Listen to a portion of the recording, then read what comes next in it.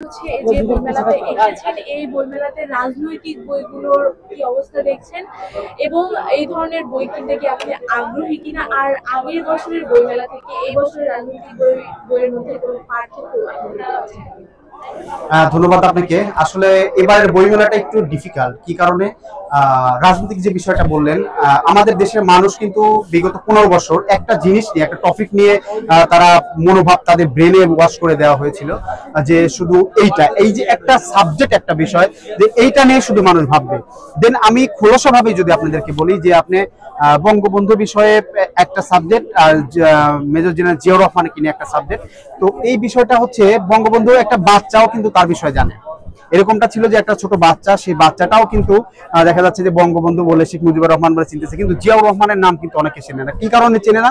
কারণ তাদের পাঠ্যপুস্তক হোক এবং মানুষের মুখে মুখে প্রচলিত যেটা ছিল, ওই জিনিসটাকে কি রকম যেন সরিয়ে দেওয়া হয়েছিল।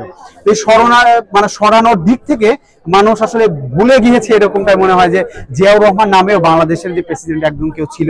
তো এই যে বিষয়গুলো আসলে এবার কিন্তু মেলাতে, এই স্টলগুলোতে ভিন্ন ধরনের ব্যাপার, সেটা হচ্ছে সমন্বয়, সবকিছু বিষয়ে কিন্তু এখানে তুলে ধরা হয়েছে এবং সব প্রসঙ্গের বই এখানে পাবেন, সেটা রাজনীতি হোক। এবং বেসিক্যালি আমি যেটা মনে করি যে গণ অভ্যুত্থানের পরে যে এই যে একটা সমন্বয় হয়েছে, এই সমন্বয়টা আসলে বাংলাদেশে খুবই দরকার ছিল এবং এটা এরকমই থাক, আমরা এটা আসলে আশা করি।